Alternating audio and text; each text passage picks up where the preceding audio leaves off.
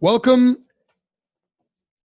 welcome to the Think podcast with Joel Settecase. I'm Joel Settecase, and this is the show that helps you understand the Christian perspective and feel more confident sharing and answering objections to it.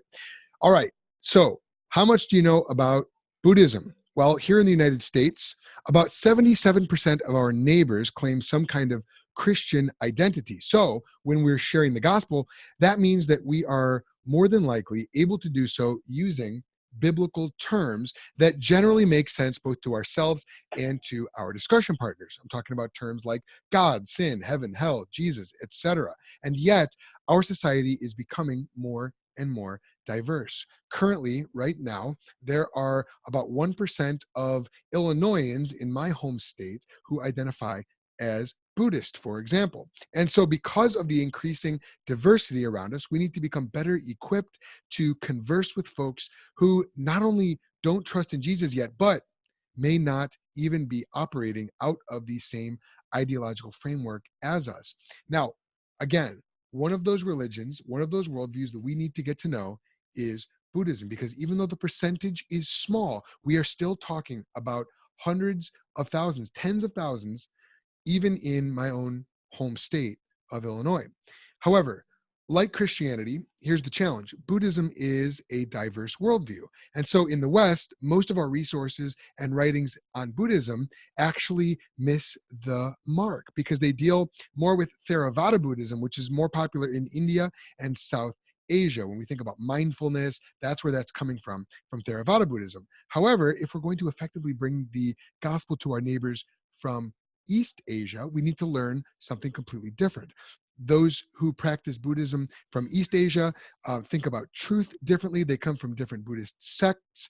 And so if we're going to discover where our friends really are and then know how to build bridges to them through our conversations to their hearts and minds, we need to learn this particular form, or these particular forms, I should say, of Buddhism. And so in this episode, we're going to help you gain a better understanding of Buddhism, the different sects, the different forms, and we're going to give you some practical tools for reaching Buddhists with the good news about Jesus Christ. So my guest today is Chris Moore. I'm very excited about having Chris on. Chris is from British Columbia originally, but he's been in Japan as a missionary, a pastor, a CEO, and a seminary instructor for 17 years. So in our discussion today, we're going to look at the different forms of Buddhism, how Buddhism views truth compared to how we think about truth as Christians. And we're going to look at some amazing parallels that are going to blow your mind between Japan's most popular form of Buddhism and the biblical gospel. Then we're going to give you some practical tips on how you can share the gospel and the hope that you have in Christ with your Buddhist neighbors. Chris Moore, welcome to the Think podcast. Hi, Joel. Thank you so much for having me on today. Man, absolutely. I am so glad. And, we got in touch because you reached out to me via email. You said you've been listening to the podcast and offered your expertise in this area. Although you said you were not an expert, but as we communicated back and forth, I soon saw that I had a lot to learn from you about Buddhism. You've piqued my interest. You've actually spurred me on to sort of restudy the religion of Buddhism. But actually, why don't we start there? What is Buddhism? Is it a religion, a philosophy? Is it a lifestyle, a mindset? What are we talking about here when we talk about Buddhism? Right. I think the most common misconception for people in the West is the kind of pop Buddhism that we're presented in, media and so on. Is this idea that Buddhism is something, it's like an individual kind of philosophy and kind of about self-enrichment and so on. Whereas in Japan, it's very organized, for example. It's very hereditary. People come into it through their family. When they try to leave it for Christianity, for example, they face persecution because they're leaving their existing community. And I think that there's a number of aspects of Buddhism which we'll get into a little bit more deeply that are quite a lot different from what maybe somebody learned from their high school social studies course. or something like that. All right. And how did you begin your study of Buddhism? Sure. Well, I originally came to Japan as a missionary in my early 20s, and um, really felt a desire to kind of bridge the cultural gap between um, missionaries that really were calling people not only to Christ but to kind of really change the culture. Whereas I really wanted to see, what does Christianity look like for a Japanese person, and what does the bridge that needs to happen between these cultures. Hmm. Well, it sounds like you came to the right place, going to Japan. Yeah. But I have to probe you a little bit on that, push you on that a little bit, because it seems to me, based on our conversation offline, you had a little bit of another motivation too, going out there, or at least things worked out for you well. You went out there as a single man, but seems like things seem to pan out for you a little. Right. Well, so my wife is also Japanese. She was from a Christian family, and when we got married and then came out here, um, God helped us really, establish a family here, which meant that we had a lot of connections with the local community that I might not have had if I was strictly just here as a missionary. I see. And so, did your wife grow up in Japan or here in the States, or in Uh, Canada?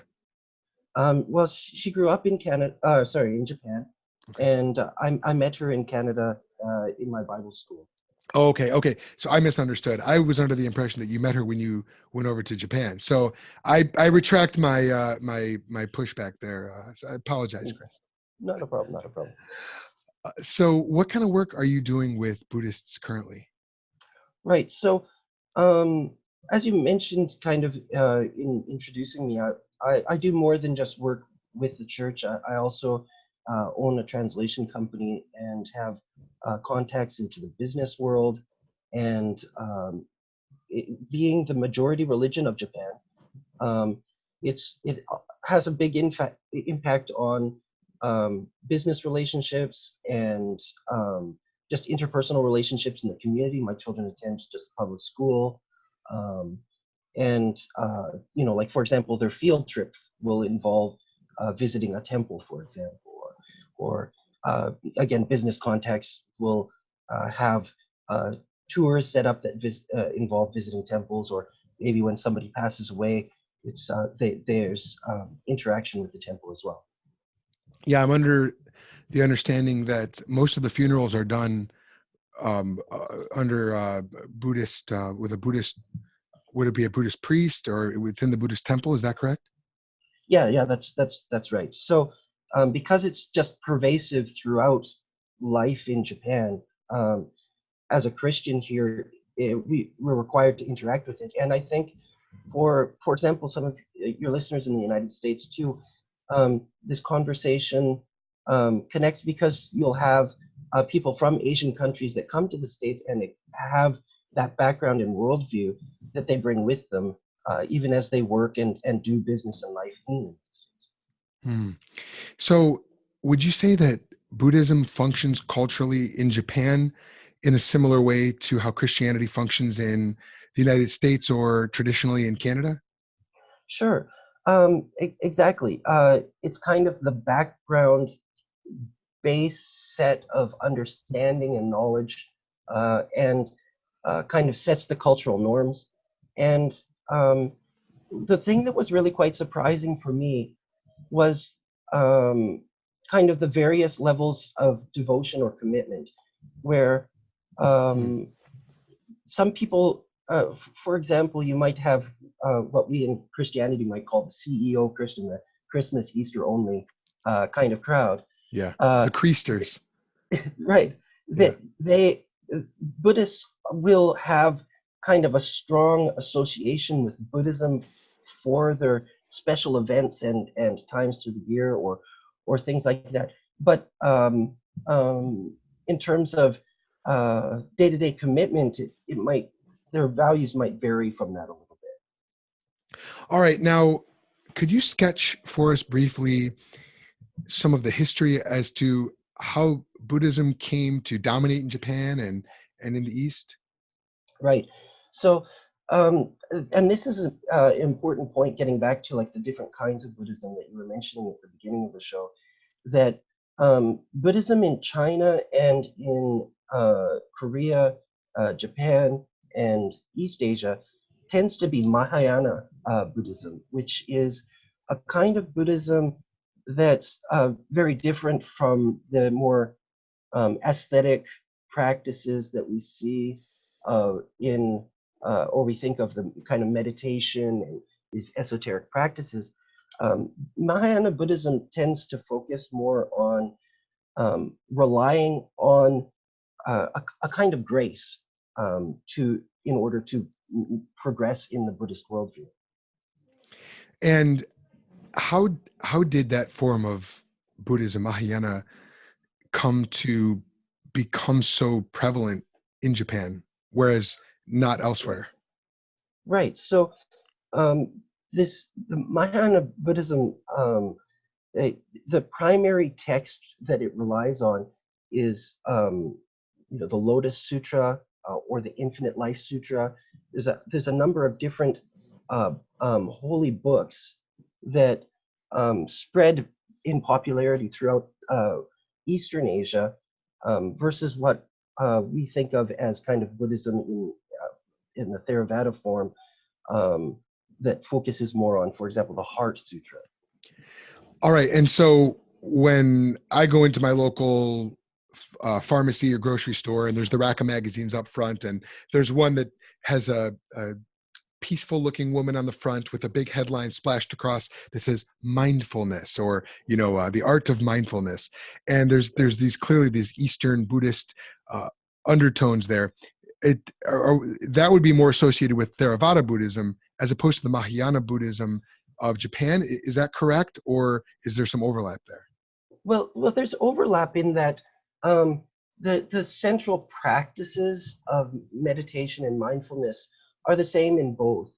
The difference being that Theravada tends to emphasize a person's ability to reach nirvana through their own practices, whereas in Mahayana Buddhism, the focus tends to be on that people are unable to reach a state of Buddhahood on their own, and they need to rely on the help of people that have achieved Buddhahood before them in order to reach that state. All right, so let's put a pin in that, because I want to come back to that idea when we talk about how Buddhism and Christianity are similar. Especially, it sounds like you're alluding to this concept of the bodhisattva. Right. And so I definitely want to come back to that. But continuing to lay the groundwork a little bit, what have been the interactions between Buddhists and Christians, historically speaking? Well, Buddhism is a religion that has its roots from a similar time period as the development of Christianity. And so there's been historical interaction for as long as there's been trade between East and West. So for example, when Alexander the Great conquered all the way to India, we find Greco or Greek style statues of the Buddha throughout the middle of Central Asia. Wow. So that would actually predate the time of Christ, Alexander the Great, establishing the Greek Empire. Sure. And so because of, there's been some influence back and forth across the Silk Road throughout history, there has been some influence on kind of the way of thought. All right. So given current trends of globalization, the world seems to be getting smaller all the time. I mean, look at us. We're talking, halfway across the world from each other. As I speak here, it's 4:52. I know it's Saturday. It's Friday afternoon here. It's Saturday morning for you. Yeah. But so the world's getting smaller all the time. Given these current trends, why would it be important for Christians to learn about Mahayana Buddhism? Right. Well, so because there's a kind of this vision of Buddhism in the West, of it being an individual kind of just philosophy and so on, I think many Western people, when they first interact with a Buddhist from a more like a full Buddhist society, there's a lot of false assumptions about what the Buddhist actually believes, and that gets the conversation off on the wrong start before you can even begin to make an approach about um, uh, apologetics and so on. All right. And so again, unless we really sort of sort out and ask the right kind of questions, we might have a response, a polemical response, an apologetics response locked and loaded that has nothing to do with the actual beliefs of the person in front of us, or maybe very little to do. Is that correct? Right. Like, so for example, if somebody had learned about like the Four Noble Truths or Yeah. the whatever path of Buddhism that they studied in high school, most most for example, Japanese Buddhists won't have any connection with that. The Four Noble Truths, what are you talking about? Mm. I don't even know what you mean. Right? Yeah. Well, that's funny because I definitely remember being in high school. This is what we learned about, when we talked about comparative religions. And I can tell you, at least at my school, Buddhism, which I now know is Theravada Buddhism, was taught in a very favorable light, actually much more favorably than Christianity. And, Absolutely. my, not my teacher, but my brother's teacher pontificated at one point. She said, well, if I could be religious, I think I would be Buddhist, because there's this understanding that Buddhism, which is viewed monolithically, all as if it's one thing, is Yeah. this sort of, it's really not much of a religion at all. It's just sort of this lifestyle of mindfulness and Yeah. meditation and being one with everything. And, Right. hey, that sounds great, peace and love and Mhm. unity. Let's talk about, what do Buddhists believe? And Right. if you'll go with me on this, Chris, in my own writings, I've identified 7 questions that every worldview must answer. And different writers have different questions that they address. But what is the view of Mahayana Buddhism of the following? So, for example, ultimate reality. If you could just give us the quick and dirty summary, Sure. what does a Japanese Buddhist believe about prime reality or ultimate reality? What's really real? Right. Is that it doesn't exist. Uh, that we are basically just observers of things that are, but we ourselves do not exist, is kind of their basic belief. Oh, okay. You got to have to say that again, because not everybody caught that. Yeah. The, Yeah. so in the Christian view, God is prime reality. God is necessarily real, and everything else exists because he willed and spoke them into existence. In Buddhism, say that again. Ultimate reality is what now? Okay. So um, maybe it's easier to kind of get this by explaining a little bit of what the Heart Sutra says. Is that the person looked to try and see where their consciousness was, and they've looked through their body and found no physical part of their body where consciousness could reside. And then looking further, then consciousness itself must not exist, but then their own perspective exists. And so really all that exists is just a perspective, but everybody's got their own perspective. So like there's no ultimate reality, there's no ultimate truth, and the person themselves does not exist. This Mm. is at the very foundation of where all the rest of the thought builds out of. So that's really incredible, and I'm so interested. And I don't know if we want to chase this rabbit hole, but I know Sure. when we're talking about the question of being and non-being, the ancient Mhm. Greek philosophers, Aristotle, he tried to answer the question of what is being, what does it mean to be, by reducing everything down to this sort of prime reality, this metaphysical stuff that doesn't itself exist. It doesn't have the quality of being. Ultimately, what he was trying to do was to root all being in non-being. And of course, the problem for that is, well, here everything is, Yeah. Yeah, so exactly. so That's the catch, isn't it? yeah. So how is that paradox dealt with in Buddhist thought? Is it just left there? Is because here everything is, but in Buddhist thinking, nothing truly exists. There is no reality. Reality is an illusion in a sense. How do they resolve Yeah. that? Well, and that's really the point, is that um, their goal is to fully realize that's part of the goal of, and that probably gets into one of your further questions, but the fact that nothing is, and everything is relative, and it's just a perspective on the non-existence of things, that um, this causes this paradox is what one needs to accept.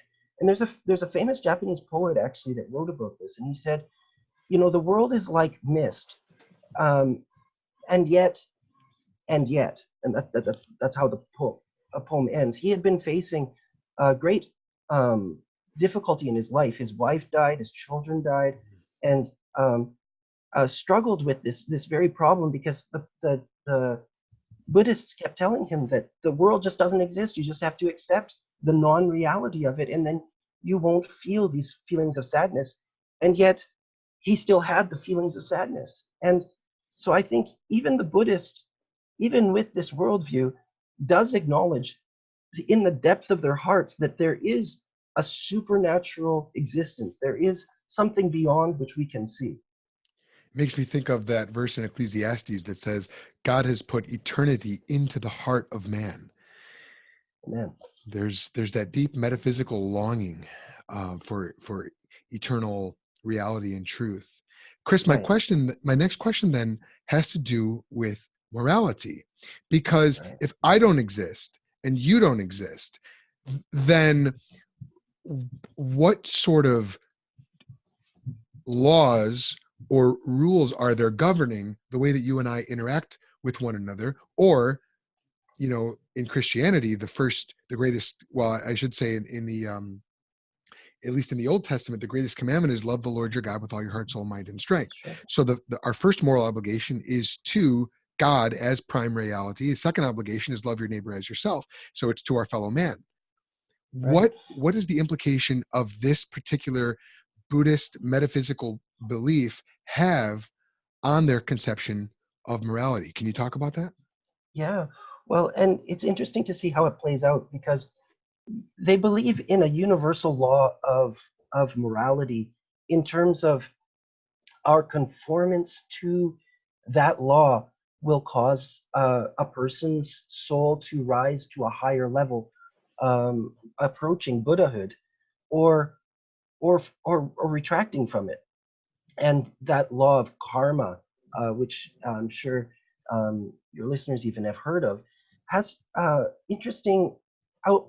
It works out in interesting ways, in that when something negative happens to somebody, or somebody happens to be in a socially weaker position, in the view of karma, they're there because they deserved to be there.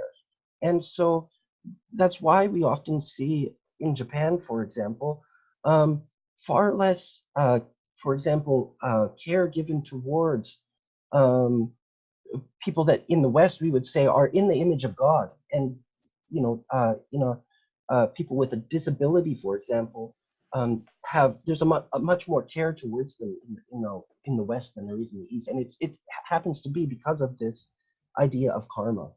And that's interesting too, because we talk about this as being a Western value. Really, the only reason it's a Western value is because of Christianity, which spread. Of course, it didn't originate in the West, but became dominant in Europe and then into the rest of the Western world over the last 1700 years since Right. Constantine. So and just for anyone who's wondering what I'm talking about, Christianity spread primarily through what was left of the Roman Empire, as it sort of filled up the vacuum left when Rome fell. Christianity and the church stepped into that role, and so that is how Christianity ended up being dominant in the West.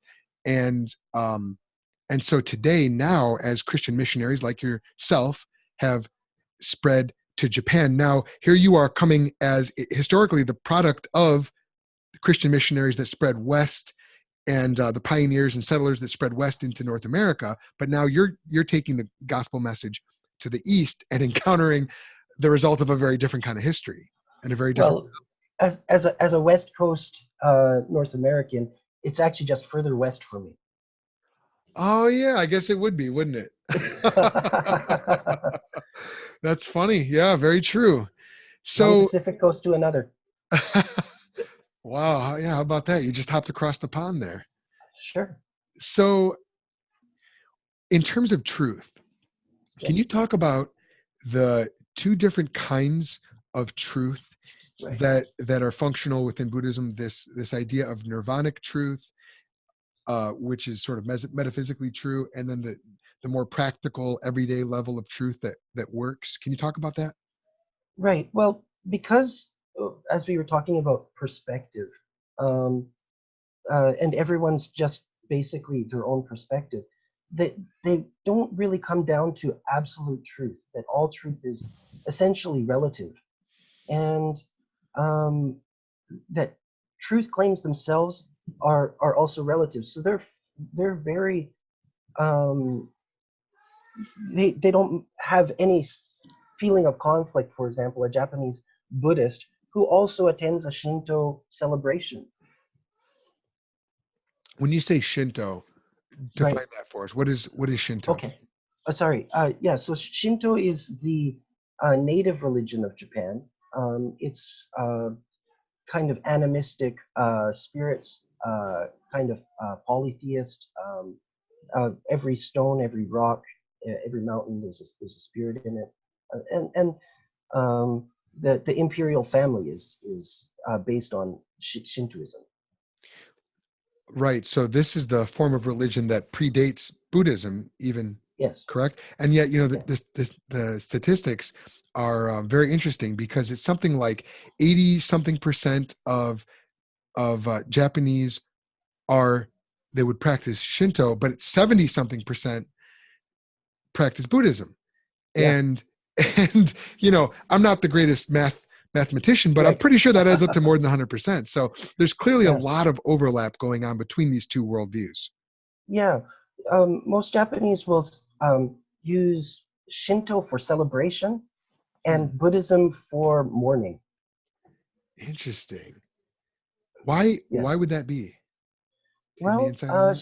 Shinto has a lot of celebration of life kind of festivals and fertility festivals and so on, whereas Buddhism tries to answer questions about what happens after somebody dies and those kinds of questions. And so they kind of use both, and that goes back to the relative nature of truth for them. All right. And so how would a Buddhist answer the question, what is man? Right. Well, whereas we tend to think of people as individuals, as made in the image of God, and in the Christian worldview as fallen, for example. Buddhism doesn't have those kinds of categories. There's like a great, we are all part of the great Buddha, and we will return to that great singleness. So there's no division. There's no um, there's no um, maybe the closest thing to kind of create a little bit of a bridge between a Christian worldview and the Buddhist worldview here would be to say that they do acknowledge, though, that people experience pain, and so that pain tends to be the driving point behind where much of the philosophy develops, similar to how Christianity and Western for example, other Abrahamic religions tend to deal with the problem of sin. All right. So that sounds very similar to the Hindu concept that Atman is Brahman, where the individual self is identical to the cosmic soul or the world soul. Are in Buddhism, are we all um, a part of the world soul or the great Buddha? Are we identical to the world soul? Would they say, are we a puzzle piece that fits in, or am I myself identical to the great Buddha in this view? Well, and this is an area that certainly we could kind of talk a lot more about, but Sure. I think that the the fundamental nature of man is as a soul that's attaining towards Buddhahood, Okay. which we're working towards that. Okay, we're working towards that. It's something to be. So is that so? When if a Buddhist were to answer the question, what is meaning? The meaning of life is to attain Buddhahood. Right. Yeah. So that's kind of the goal, is to reach a higher level of existence, and Okay. the ultimate level of existence being Buddhahood. All right. Now to my Western mind, my logical mind, I'm listening to what you're saying, Yeah. and I'm seeing a conflict. You're going to have to help me unpack this, Chris, because Yeah.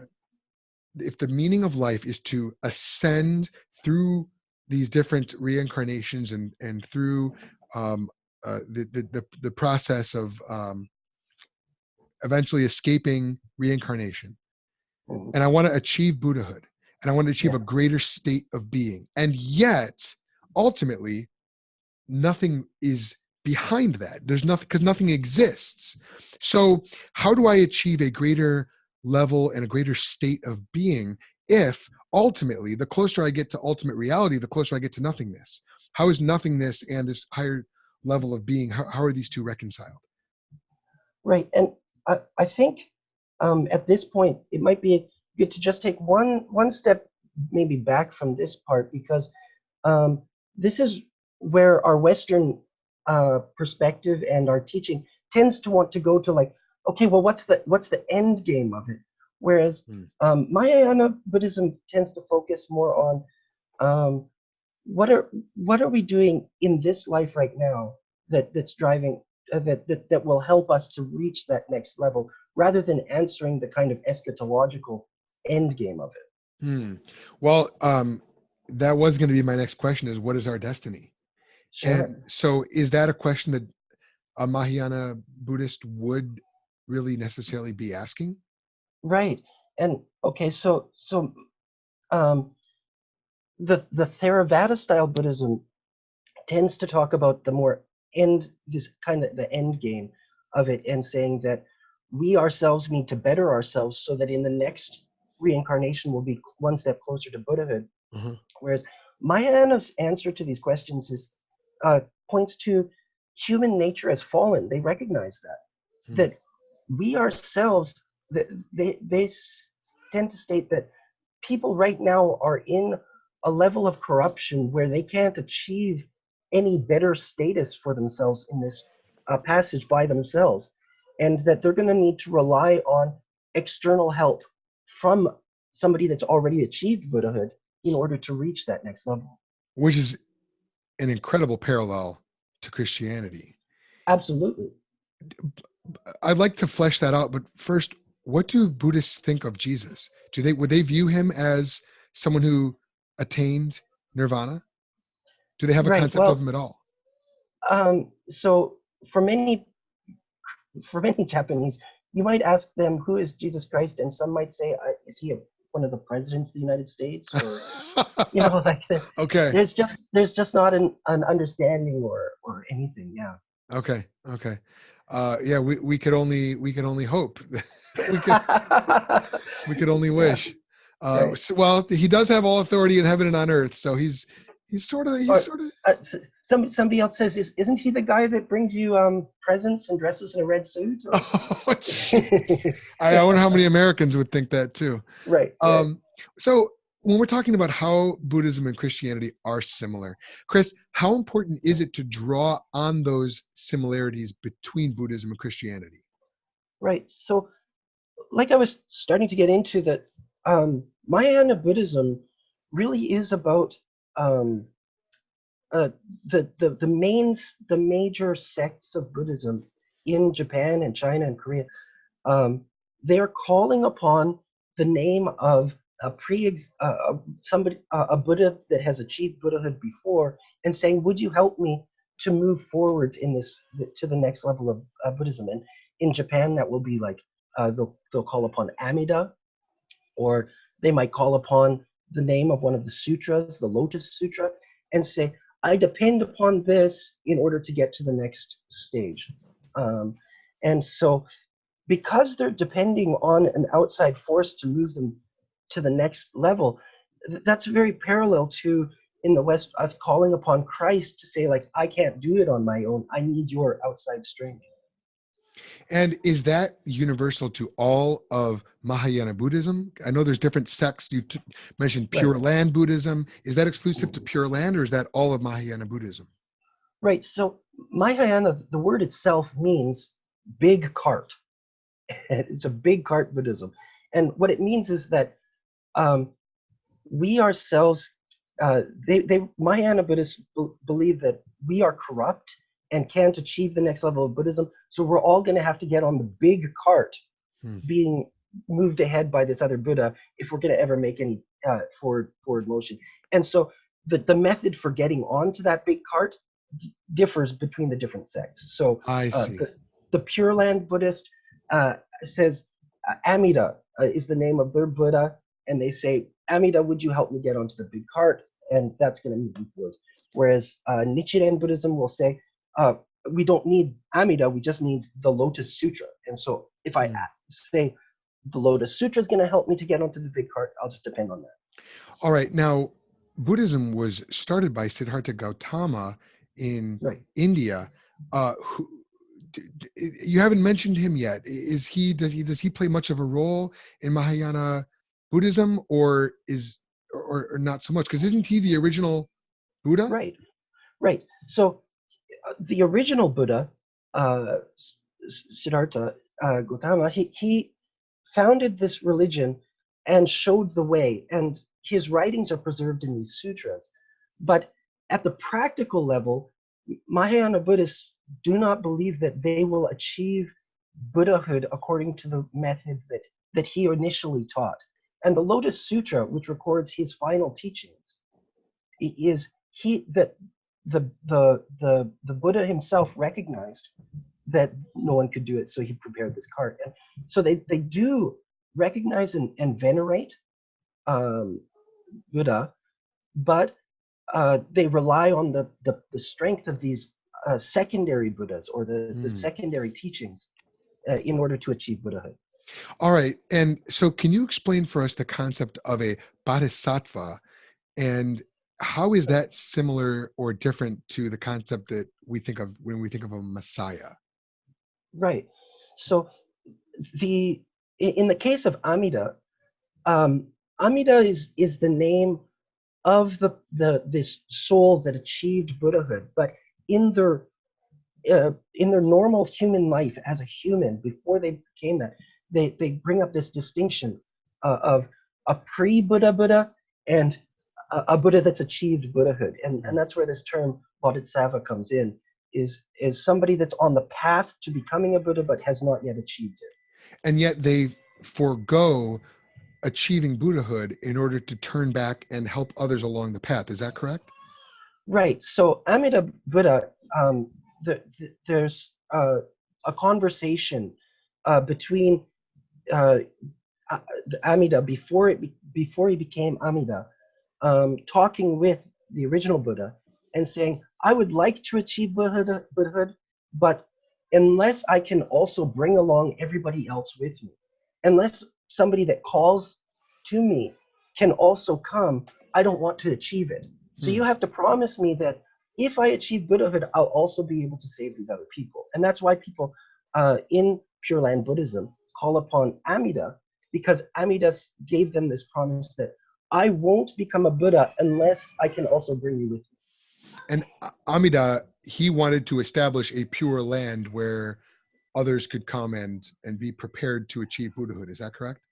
Exactly. The name Pure Land is points to the fact that they believe the world right now is too corrupt, that anybody in the world right now couldn't there's no way they could possibly achieve Buddhahood because the world itself is too corrupt.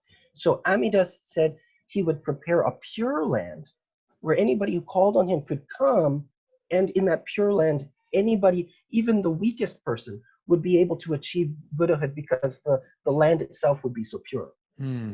Wow. Now, the parallels here are really incredible, Chris. Aren't they? They really are. I mean, just this idea that that we are corrupt, that we live in a corrupt world, that there's a better place that we want to get to, but we can't get there on our own, and we need someone else who is sort of the bridge between ultimate reality, not God, but ultimate reality and our own corrupt selves, and he wants to act as this intermediary between us and the only way to get it is to just call on his name.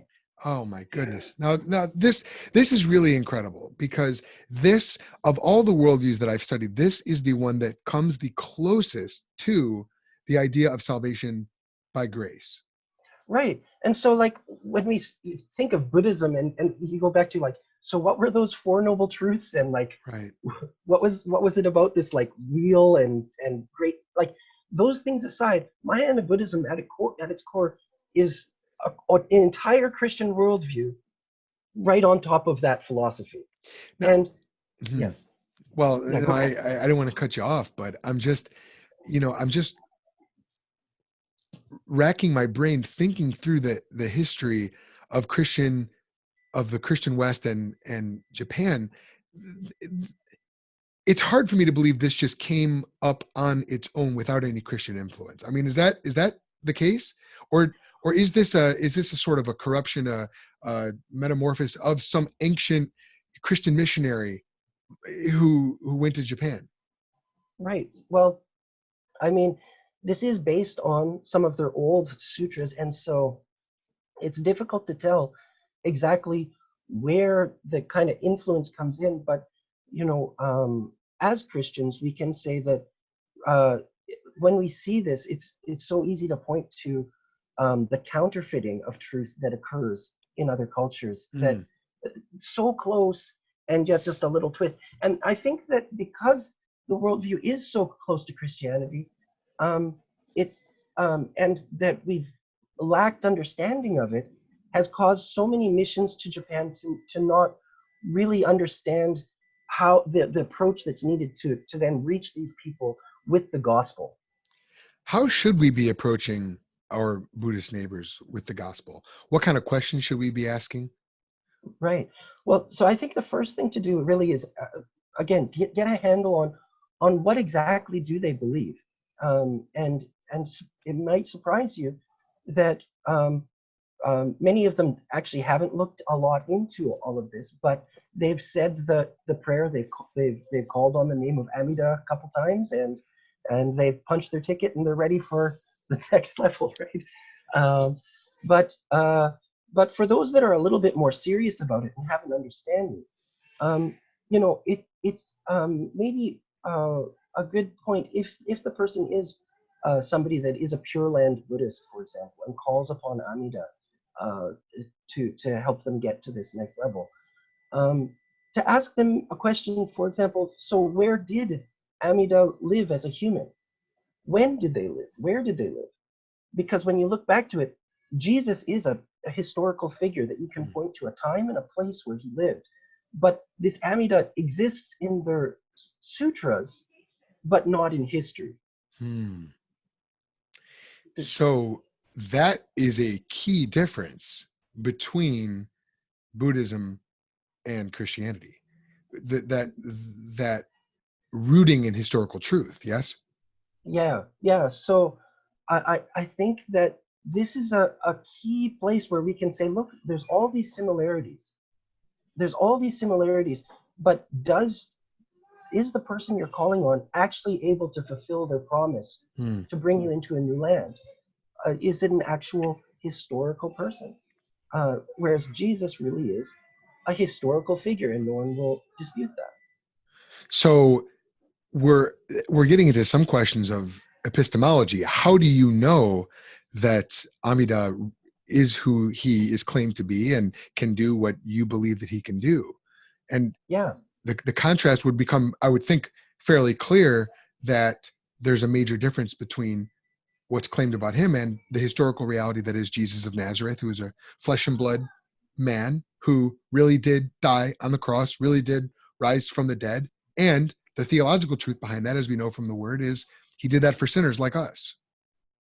yeah. So and so the question is then, are you willing to kind of wager your life on a non-historical figure versus a historical figure, Wow. and point to the truth of that? It, now, I do want to get very practical here, Chris, because I Yeah, really want our listeners to be able to walk out of this, to when they turn this off. I want them to be able to have some really tangible things that they right. can use. Okay, so let me ask you this, is that question going to hit home with a Japanese person in the same way that it would with a Westerner? Because for us, we value objective truth, and you've alluded to this. We haven't really unpacked it, but we value objective. I guess you could say we value. What's the difference? We value Well, as a Christian, I value universal and objective truth, right? Yeah, But for a Buddhist, is that even going to be a priority? Well, we can't establish this from history, but that doesn't matter. It's true in my heart. It's true sort of spiritually. It doesn't have to be true physically.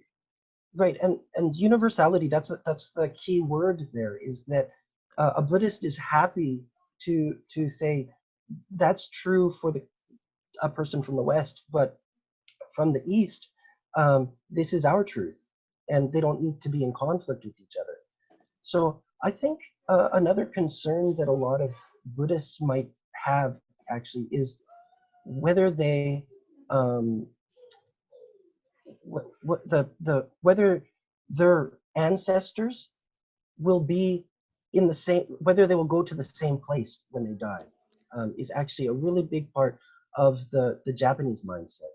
And so really getting practical, um, I think for somebody that's concerned about whether um, they about the eternal fate of their ancestors, um, we need to be able to have an answer that says, we cannot tell, for example, whether they uh, receive Jesus or not, but they would want for you the best possible outcome. Yes. They would want for you to Yes. accept Jesus if Jesus really is who he claims to be. Yes. That's right. And that's when I would do a funeral during my pastoral ministry. That was what I was taught to say. We don't know the fate. We don't know where this person is today.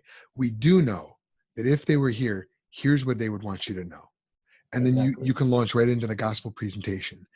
And so what about the objection that Christianity and Buddhism really basically teach the same fundamental message, Chris? Be kind to others, have compassion, etc. Right.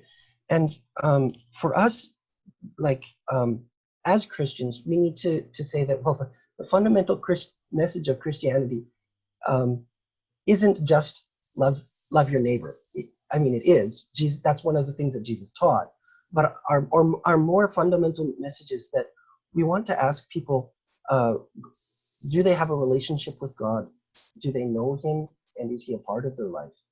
Mm. Because you can be a good person or not, regardless of your worldview and where you stand on being a Buddhist or a Christian or an atheist or any of those things. So the ultimate message isn't about being necessarily just being good or not.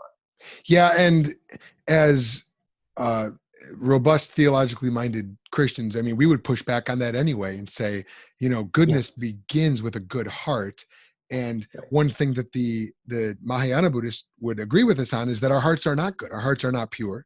Yeah, And, as Christians, of course, we understand that even more fully, don't we? Because we understand we don't understand the full depths of the human heart and its depravity. But when we compare ourselves to Jesus Christ, and the more we have, the deeper we go in relationship with him as our king, as our brother, as our savior, the more apparent our sin does become, doesn't it? And so, yeah. So and this is actually a good question though, that people interacting with Buddhists should be ready to answer though, is they do look at the Christian West and they do wonder, do we live up to our ideals, our stated ideals, and uh, where we failed in that regards, just to have an answer that says, yes, we are fallen people in a fallen world, you know. now, do you also make the point that many of those who claim to be Christians truly aren't? Oh, and that's certainly relevant to the conversation right now with world events and uh, people that very public people claiming to have a very strong Christian stance when really Yeah. not living up to it. Yeah. Well, this idea of Christian hypocrisy disproving Christianity, I've actually done some writing on this, and I did a podcast episode as well. And I know just from our interactions, I know you're very familiar with presuppositional apologetics, and that is something we get into on this podcast. But I do find it fascinating, this argument, because arguing that Christians are hypocrites only presupposes that it's wrong to be a hypocrite. Well, Right. Jesus says the exact same thing. He's, woe to you hypocrites. He's always saying, woe to you hypocrites. And Yeah. so, yes, hypocrisy is wrong. We agree. That's a Christian teaching. And we root that in scripture. We agree with that. And Mhm. the question is, on what do you base your condemnation of hypocrisy, especially if there is no universal moral law? There's no prime reality. Nothing truly exists. And this is all illusory. This is all an illusion. You can't Yeah. ground a statement like Christians are hypocrites and that's bad. You can't ground that in that kind of worldview. Right. And Um, maybe this is a good place to bring up um, the Lotus Sutra of the Nichiren Buddhists, because this is one that actually you might interact with in the West a little bit more. Is the Soka Gakkai organization, mhm. which spreads Buddhism around the world. They've adopted the evangelical model, an outreach model, Yes. um, and they've got a Gideons where they place sutras in hotels and stuff like that. Wow. Anyways, uh, they their Lotus Sutra tells a story where a Buddha is asked, why has there been previous forms of Buddhism, and why is there a new form of Buddhism? And he says, essentially, and this is the story of three carts in a burning house. I encourage your listeners to look it up for themselves if they're interested. The Lotus Sutra, Chapter 3. But in the end, he says, I lied to people to get them out of the corrupt world 3 times, but now I'm telling them the real truth. And were those lies lies, or were they just convenient means? And this term, convenient means, is also a Buddhist term, which interested listeners could look up and look more into. But it points to the fact um, uh, that the Buddha himself is okay with telling mistruth if it will save some. And that's a question that you can bring up with a Buddhist and ask them, what do you think about that? Are you okay with the idea that um, the Buddha himself is willing to lie to you if you will follow Hmm. Whereas contrast that with Jesus, who is the way and the the truth truth? Yeah, and the life. Oh, wow. So now when you say that, just for the sake of clarity, yeah. when they would say that the Buddha lied 3 times, are they referring, they're not referring to Siddhartha, they're referring to the great Buddha, the world soul, correct? Or is Um, that one and the same? Kind of the both. That would be both. If you look Okay. at the Sutra chapter 3, it talks specifically about the Buddha, Siddhartha Gautama, as Buddha. Okay. But he tells the story about 3 previous forms of Buddhism, and that they were not the complete truth, Right. or they were not, they were close to the truth. But if I just told them the truth, they wouldn't. The people wouldn't have followed me. So I told them these convenient, convenient lies or convenient truths, and Hmm. um, so they were not actually lies, is what he will say. And this is an interesting conversation that I think you can have with the Buddhists. This does get back again to this idea of 2 different kinds of truth. The the nirvanic truth, which is sort of metaphysically true and maybe not very practical to our lives, but then there's this lower level of truth which is practical and it's maybe not really true, but it works kind of. And is that Yeah, fair? yeah, that's an important concept, especially for Nichiren Buddhism, the Soka Gakkai, for example, group, as they Mhm. call upon the Lotus Sutra to save them. Mhm. Literally, that's the prayer they teach: is Lotus Sutra save me, Mhm. Lotus Sutra save me. Um, uh, that the Lotus Sutra chapter 3 is specifically talking about this convenient, practical means, Yeah. which is not an absolute truth. Yeah. So, Chris, as we begin to wrap this up, what would you like non-Christians who may listen to this, who are intrigued by the idea of Buddhism and see it as more peaceful, more harmonious, maybe simpler than Christianity, and less organized, less dogmatic? I know people like this. I think probably many of my Yeah, listeners yeah. will as well. What would you like that person, that individual, to understand? Right. Well, so we have a pop Buddhism in the West that's very different from Buddhism on the ground in Asia. Uh, Buddhism is an organized religion. It is something that binds people to it. It's not easy for a family member to leave and become, for example, a Christian, or to leave Buddhism and become an outright atheist.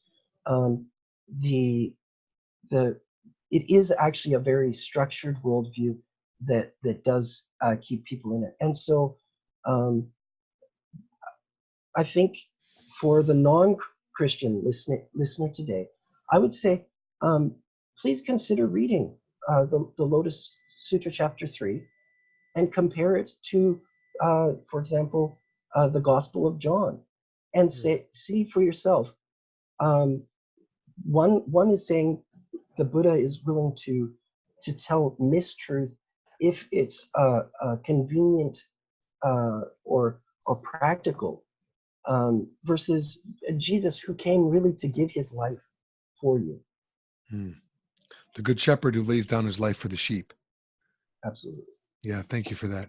What about Christians who are listening who really do want to become better equipped to share the gospel with their, whether it's Japanese friends, Koreans, Chinese, who subscribe to this form of Buddhism? What one practical nugget do you really hope that they leave here with after this conversation? Yeah, so I think it's just so important to have a deeper conversation about religion, where you're willing to listen first, because probably as many of the listeners today, and for myself, when I first heard all of this stuff about Mahayana Buddhism, and that it wasn't just about meditation practices or something, but Hmm. that they were calling upon the name of a secondary power to get them out of a corrupt world. Uh, that it really changed the whole conversation. I wasn't trying to talk to people about Four Noble Truths or the path, like the whole approach to evangelism and outreach changes if you will hear what the people are actually believing. And what resources would you recommend for those who want to take their study of Buddhism further? Right. So if you're interested in studying more on how to reach Japanese people, um, we do have a school in Nagoya that I I'm teaching at thethink.institute, and we accept students. But for somebody that's just doing research online, there's plenty of resources. If you're willing to look at the sutras and so on, they have translations into modern English, Hmm. and you can read through them and find out more information there. So studying the primary sources, you would recommend that? Yeah, I think that's important, as well as again having conversations with people. Hmm. Love it. Yeah, we're big believers in that here at the Think Institute, asking the right questions, asking a lot of questions, really exploring the other person's answers and getting the landscape of their souls, so you know how to build bridges to the gospel from where they are in Right, particular. So exactly. yeah, well, Chris, thank you so much for that. How can our listeners follow your work or get in touch with you? Right. My website would probably be the best place, chrismichaelmoore.com. And I regularly post all of my curriculum that I teach in my Bible school. It's mostly in Japanese, but there's also messages and other resources there in English as well. Perfect. Well, Chris Moore, thank you so much for joining me for this incredibly important conversation on Buddhism and how to reach our Buddhist neighbors. I know I learned a ton from it, and I'm sure my listeners will as well. This is going to be one of those ones people are going to want to just pause and hit that back button and go back 15 seconds and maybe even re-listen to the whole thing.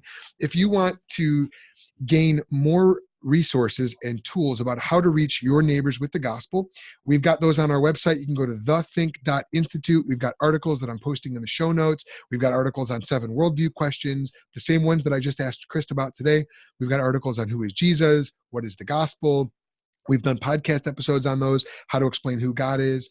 And so you can gain more information on that.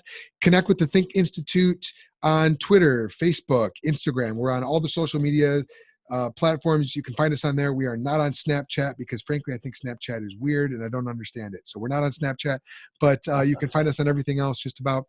Listen to the Think podcast on Apple Podcasts, on Stitcher, TuneIn, and Anchor. I'm putting all those links in the show notes at thethink.institute. Connect with me at Joel Settecase on Instagram, Facebook, everything else. Again, not Snapchat. But thank you for listening. And this is not goodbye. This is just a little stop, a little way station along the way. So thank you. I hope that you have the opportunity this week to go put what you learned into practice. Pray that God gives you the opportunity now to go and talk to a Buddhist, to talk to a Buddhist neighbor, a friend, a family member, someone that you didn't used to know what to say, but now you do, and pray that God gives you the opportunity to do that. Prayer evangelism is just as important as share evangelism. So be praying for your Buddhist neighbors, pray for those opportunities. And until next time, I hope it made you think.